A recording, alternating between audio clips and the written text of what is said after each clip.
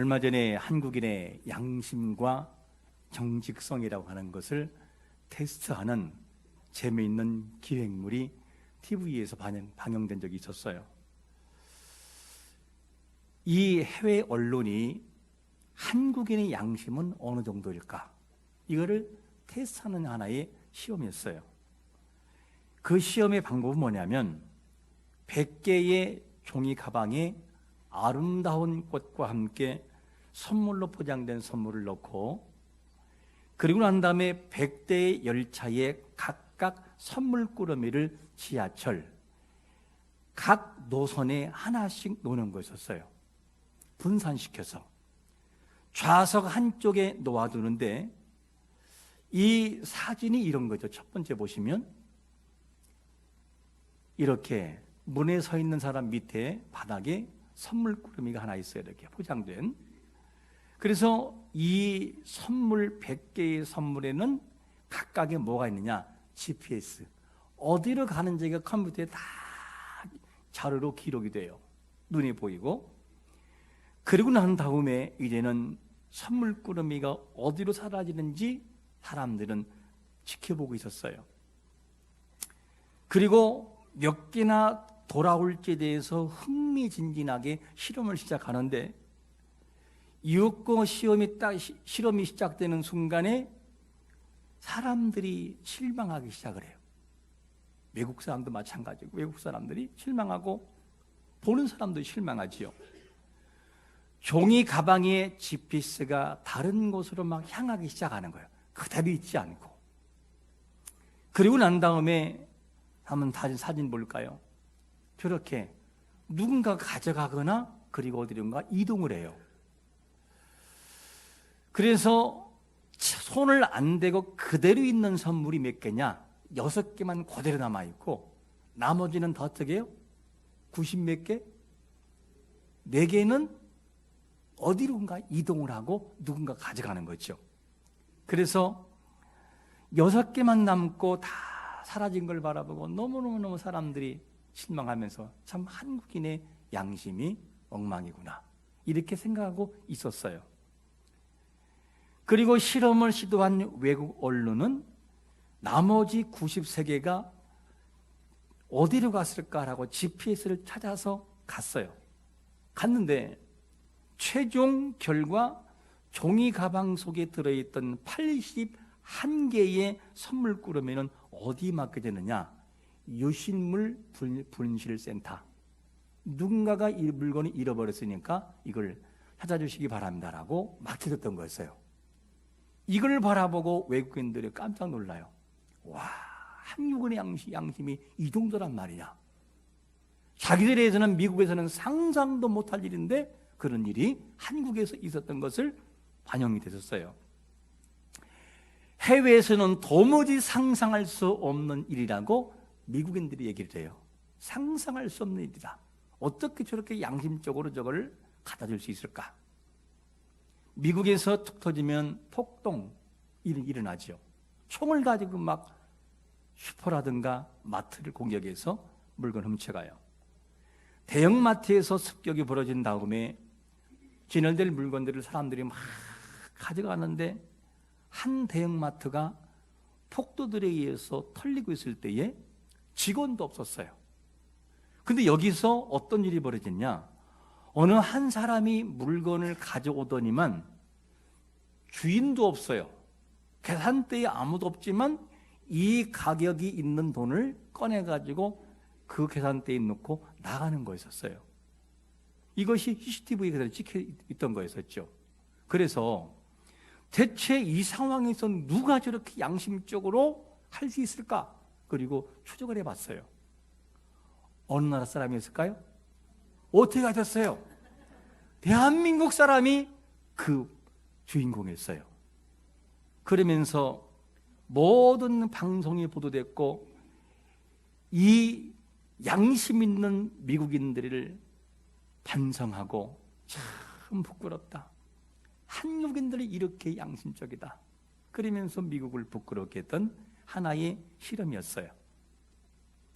우리가 누구냐면 기독교인들이에요. 법과 도덕이 없어도 지키며 살아갈 사람들, 이게 기독교인들이고, 하나님께서 코람데오, 그분이 나를 보고 있다는 하나님 앞에서의 신앙의 모습을 가지고 살아가는 것이 믿음의 사람들이 도덕성과 윤리성과 여기에 플러스 신앙심이 있어야 돼요. 사람이 뭐라고 하지 않아도 하나님이 나를 사랑하심으로 그분 앞에 내 양심과 도덕을 맡겨서 살아가는 삶, 이게 그리스도인들의 삶인 것을 믿으시기를 축원합니다. 우리는 그렇게 살아가야 돼요. 오늘 말씀에서도 홍해 기적을 경험한 이스라엘 백성들이 광야길을 걷는 중에 물이 없으므로 원망이 나오는 것을 봐요. 모세를 원망하고 이 모습을 보여줘요.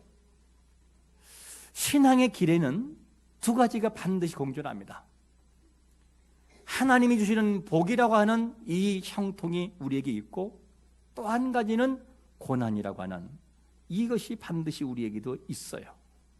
마치 수르강을 걷는 이스라엘 백성들의 모습처럼 그렇게 우리에게 있습니다. 그런데 중요한 것이 뭐냐면, 우리가 걷는 길에서 행복이 있는가 하면 아픔이 있지만, 그 모든 과정에서 우리가 이 두 가지를 통해서 만들어지는 것이 뭐냐면 성숙이 만들어요. 성숙한 사람으로 만들어지기 시작을 합니다. 그래서 우리는 이 두 가지를 잘 이기며 살아가야 돼요. 그래서 믿음의 길을 걷는 우리에게는 항상 변화를 가져와야 돼요. 변화. 가정과 교회와 사회 속에 변화를 가져오는 자가 되시기를 축원합니다. 변화를 가져와야 돼요. 오늘 말씀의 배경은 애굽에서 종살이하던 이스라엘 백성들이 이제는 애굽에서 나와서 어디로 가느냐? 가나안 땅을 향해서 가는 중이었어요. 그 홍해를 가르는 사건은 도무지 사람으로서는 할 수 없는 놀라운 기적이죠. 홍해는 사람의 힘으로 가를 수 없어요. 해버릴 수가 없어요.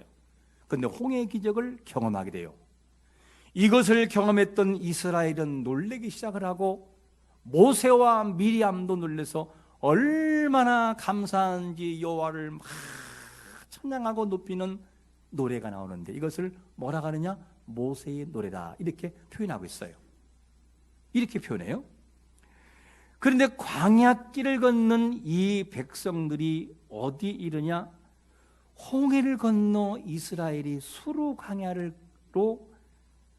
가는 과정이 나와요. 사진을 보시면 맨 위쪽 부분에 수르 광야로 가는 길이 나와요. 수르 광야. 저 길을 이제 걷는 거였었습니다. 사흘 길을 걸었는데 뭐를 발견하지 못하느냐? 마실 물이 없어요. 마실 물이 없다 보니까 백성들이 어떤 반응이 나오냐면, 첫 번째로 이런 반응을 보여요. 모세를 원망하는 백성들의 모습을 등장시켜요. 24절을 한번 같이 읽어보겠습니다. 시작. 백성이 모세에게 원망하여 이르되 우리가 무엇을 마실까 하며, 백성들이 모세를 원망하면서 우리가 대체 뭐를 마셔야 되냐, 이런 질문 던져요. 백성들이 원망거리가 뭐냐면 물이 없다는 이유예요.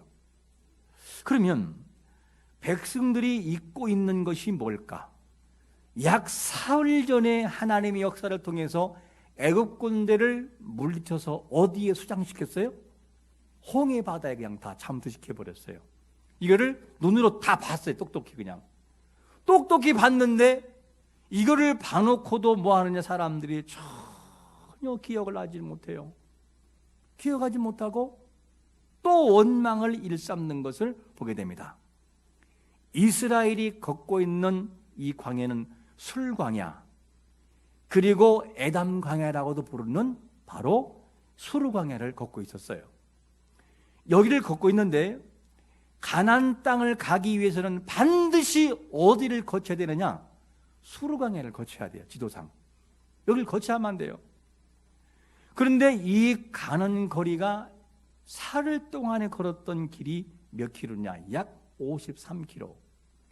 53km면 여기서부터 청주까지가 40km가 조금 넘을 거야 아마.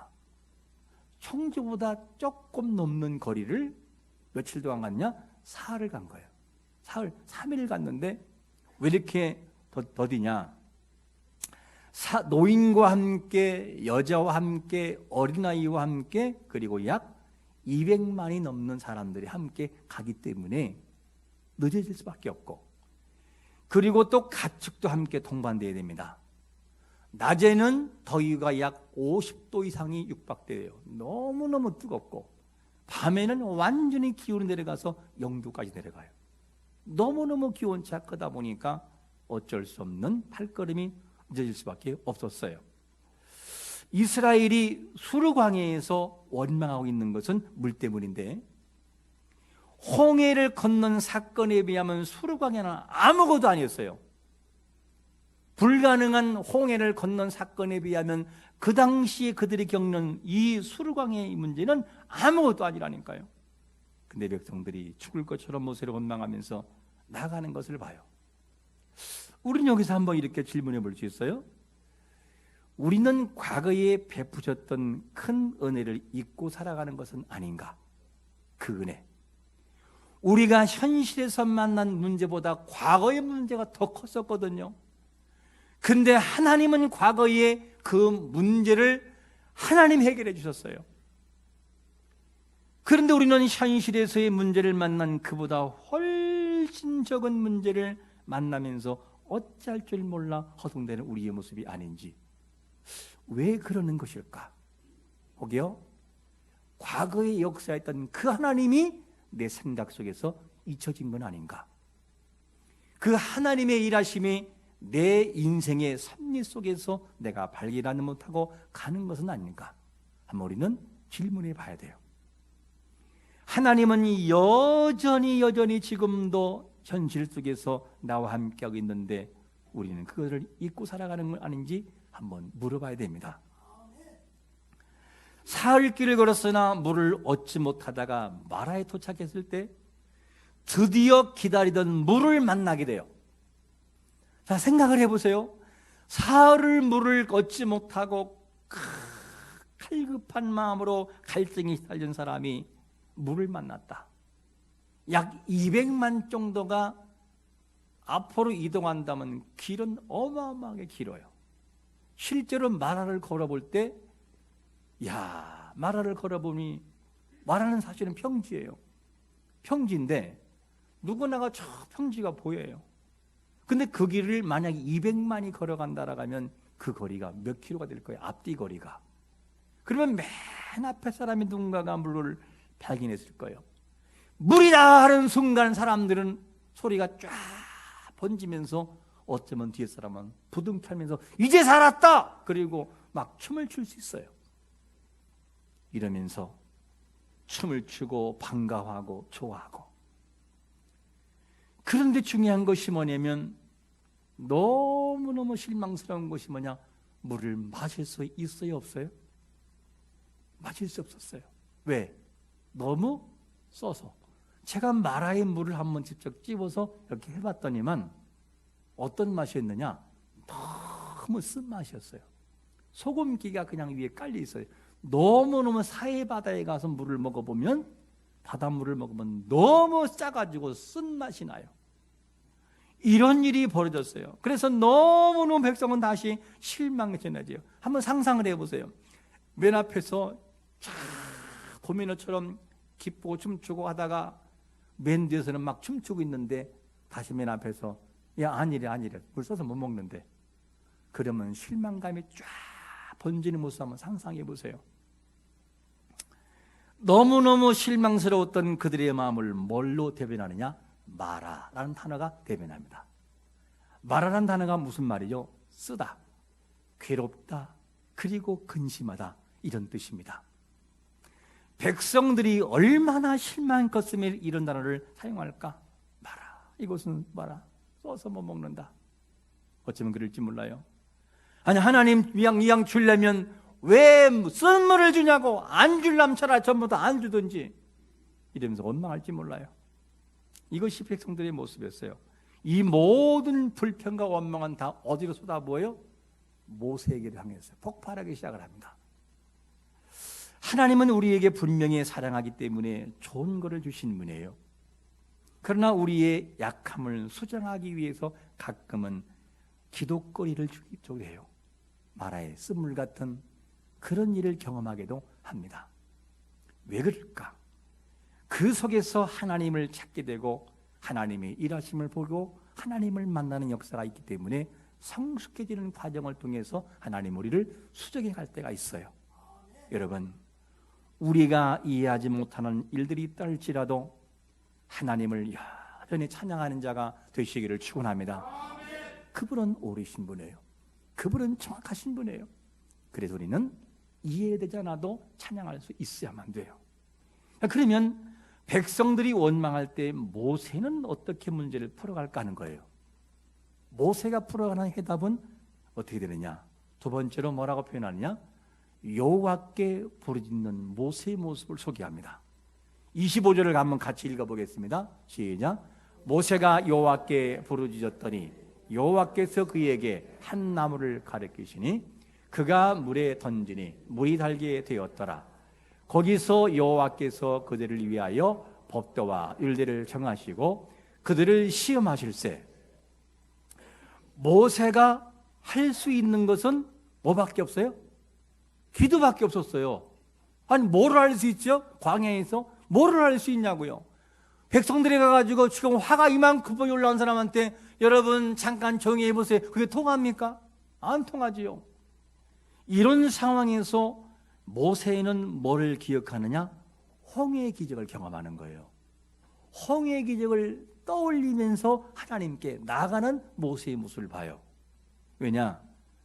모세는 직접 하나님과 대면하면서 하나님의 음성을 들었던 사람이에요. 모세야, 바다를 향해서 네 지팡이에 손을 들어라. 그리고 외쳐라. 손을 들으라고 할 때 모세는 어떻게 합니까? 손을 들었던 사람이었어요. 손을 들고 나가면서 하나님의 기적을 경험한 사람이 모세였습니다. 그런 모세가 사흘밖에 안 된 모세가 뭘 못하겠어요? 충분히 할 수 있죠. 그리고 하나님께 나가서 모세가 여호와께 부르짖었더니 뭐라고 불렀을까? 하나님 아시죠? 라고 했을까? 아니면 아버지 아시죠? 했을까? 하나님 도저히 해결할 수 없어요 라고 했을까? 성경은 부르짖었다라는 간곡한 표현을 쓰고 있어요. 이렇게 출애굽의 역사를 경험했던 모세는 할 수 있는 것이 하나밖에 없었어요. 하나님께 나가 부르짖는 것. 여러분, 하나님께 나가 부르짖는 것이 설마일까라고 보여도 정확한 답인 것을 믿으시기를 축원합니다. 부르짖을 때 이렇게 여호와 앞에 나갔어요. 그리고 여호와 앞에 나가 기도했더니만 어떤 일이 벌어지냐? 여호와께서 그에게 한 나무를 가리키시니 모세야, 저 나무 보이냐? 저건 물에 던져라 라는 명령이 주어져요. 모세가 부르짖지 않을 때는 하나님이 뭐 하느냐? 침묵하셨어요. 신기하잖아요. 모세가 부르짖기 전까지 하나님이 침묵하셔요. 아무런 답변도 하지 않고 그냥 기다렸다가 아버지라고 부를 때 모세야, 저 나무 보이느냐? 나무 던져봐. 그러면서 모세에게 만나 주어요. 이게 뭐냐면 여호와께서 나서시는 장면인 것을 봅니다. 내가 하나님께 부르짖는 것뿐이지만 나의 부르짖음을 들으신 아버지는 나의 소리를 듣고 행동으로 옮기시는 분인 것을 믿으시기를 축원합니다. 그렇게 옮기셔요. 그렇게 일하시는 걸 봅니다. 그래서 사람은 할 수 없지만 여호와가 나서면 한순간 해결로 끝나버려요. 한순간. 약 200만이 넘는 사람이 해결하지 못하는 것을 하나님은 한 나무를 침묵해 던져라 라서 해결해요. 더 정확히 말한다면 사실은 나무 하나가 무슨 물을 다 그렇게 달게 하겠어요. 중요한 것이 뭐냐면 나무라는 도구를 통해서 하나님의 기적이 이루어지는 것을 보게 됩니다. 여러분, 드디어 마라의 쓴 물이 바뀌어서 흡족한 물로 바뀌는 역사가 있었어요. 이런 역사가 우리에게 간구하는 제목을 통해서 이루어지기를 축원합니다. 하나님은 지금도 마라의 쓴물의 역사를 우리에게 경험하게 하실 수 있어요. 하나님은 하신다니까요. 우리에게 있어서 마라와 같이 쓰고 괴롭고 건심던 일은 무엇입니까? 우리는 할 수 없지만 하나님은 하셔요. 하나님은 한순간에 하실 수 있습니다. 이게 하나님의 역사이거든요. 우린 여기서 한번 이렇게 질문해 볼 수 있어요. 왜 하나님은 광야에서 지쳐있는 백성들에게 마라의 쓴물을 경험하고 수르광야를 경험하게 할까? 하나님은 분명히 능력이 많으시기 때문에 마라의 쓴물을 경험하지 않고 통과할 수 있잖아요. 가는 곳마다 샘이 터지고 물이 터지고 음식이 내려서 끝까지 갈 수 있게 할 수 있잖아요. 왜? 하나님이 보냈고 하나님이 불렀으니까. 왜 그런데 하나님은 그렇게 안 하시는 걸까? 왜 40년의 광야 생활을 통해서 그렇게 쓰고 아프고 죽어가는 일들을 경험하게 하시는 것일까? 대체 이유가 어디 있습니까?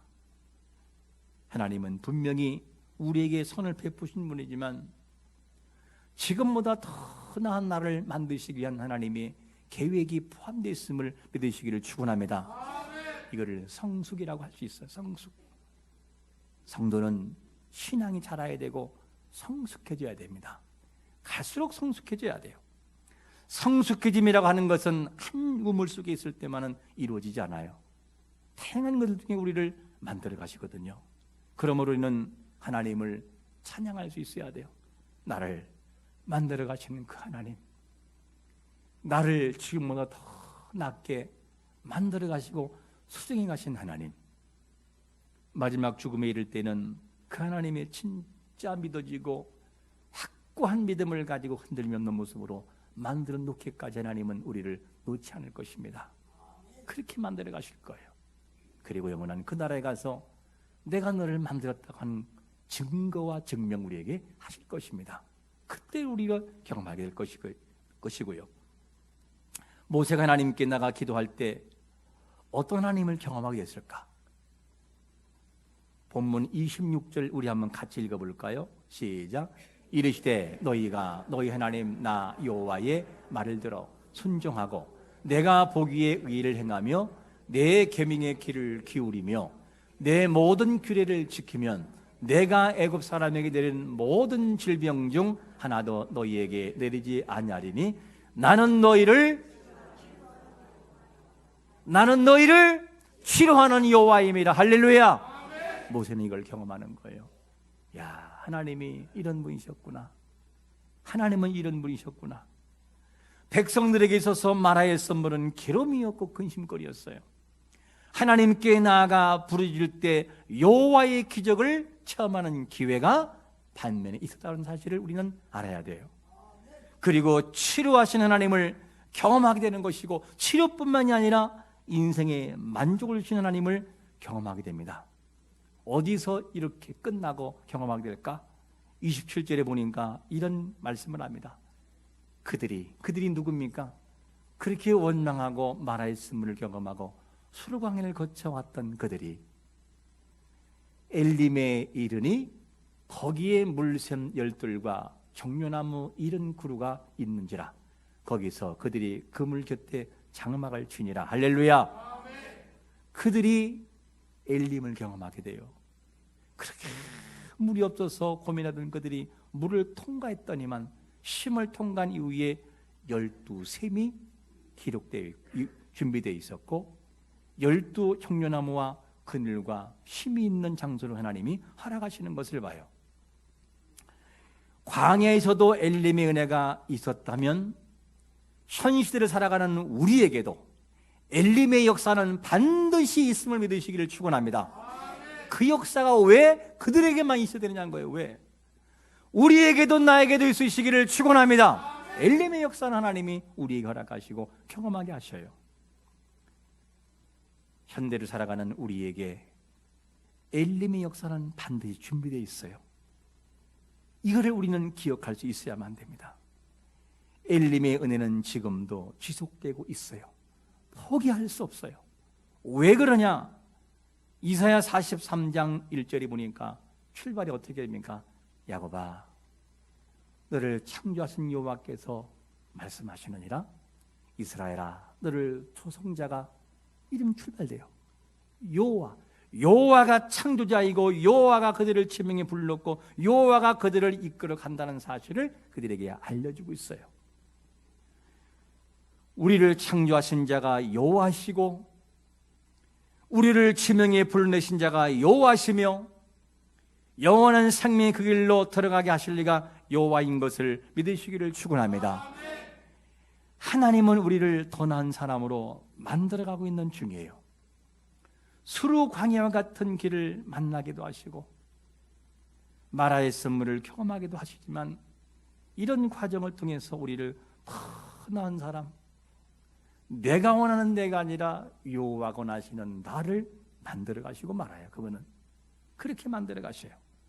우리는 그래서 수르광야 같은 길에서도 하나님을 찬양할 수 있어야 되고 그분을 믿어야만 됩니다. 이게 중요합니다. 하나님께 나갈 때 치료하는 요 하나님을 만날 것이고 물샘 12과 종려나무의 70주를 경험할 것을 우리가 믿고 나가야 돼요.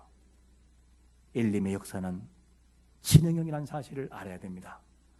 오늘 우리가 기억할 말씀, 하나님께 나아갈 때 수르광야 같은 인생길을 만날 때 하나님께 나아가 구함으로 그분이 어떻게 엘림 역사를 나에게 주신지를 경험하는 성도가 되시기를 예수 그리스도의 이름으로 축원합니다. 아멘.